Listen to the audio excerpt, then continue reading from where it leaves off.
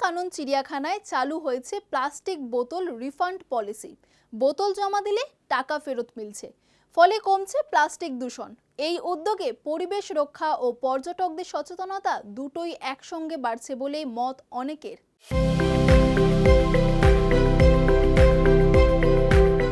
পর্যটনে গিয়ে প্লাস্টিকের বোতল যত্রতত্র ফেলে পরিবেশ নোংরা করার প্রবণতা রুখতে অভিনব উদ্যোগ নিল নন্দনকানন চিড়িয়াখানা। পরিবেশ সচেতনতা বাড়াতে সেখানে চালু হয়েছে একটি রিফান্ড পলিসি, যেখানে প্লাস্টিকের বোতল জমা দিলে ফেরত মিলছে নগদ টাকা। এই উদ্যোগ ইতিমধ্যেই সোশ্যাল মিডিয়ায় ব্যাপকভাবে ভাইরাল হয়েছে এবং নেটিজেনদের কাছ থেকে প্রশংসাও কুড়িয়েছে।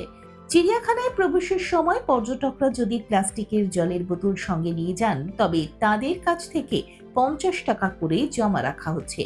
ভ্রমণ শেষে নির্দিষ্ট কাউন্টারে খালি বোতল ফেরত দিলেই সেই টাকা ফেরত দেওয়া হচ্ছে।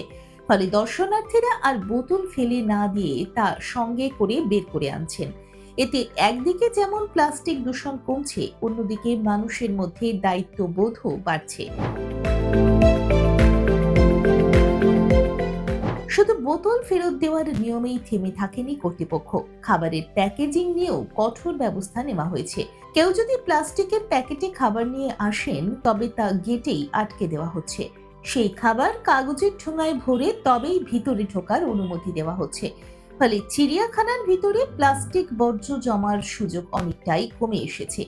এই ব্যবস্থাকে আরো কার্যকর করতে প্রতিটি বোতলে একটি বিশেষ ট্যাগ লাগানো হচ্ছে। এর মাধ্যমে কর্মীরা সহজেই বুঝতে পারছেন কোন বোতল ফেরত দেওয়া হয়েছে এবং কোনটি নয়। জমা পড়া বোতলগুলো পরবর্তীতে রিসাইক্লিং এর জন্য পাঠানো হচ্ছে। এর ফলে শুধু পরিবেশ নয়, খাঁচায় থাকা পশু পাখিদের স্বাস্থ্যের ঝুঁকিও উল্লেখযোগ্যভাবে কমছে।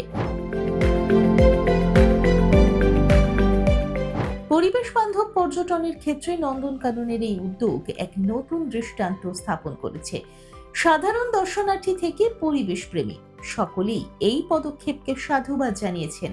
অনেকেরই মত, দেশের অন্যান্য পর্যটন কেন্দ্র, উদ্যান বা চিড়িয়াখানাতেও এই ধরনের রিফান্ডেবল ডিপোজিট ব্যবস্থা চালু করা হলে প্লাস্টিক দূষণ কমাতে তা গুরুত্বপূর্ণ ভূমিকা নিতে পারে।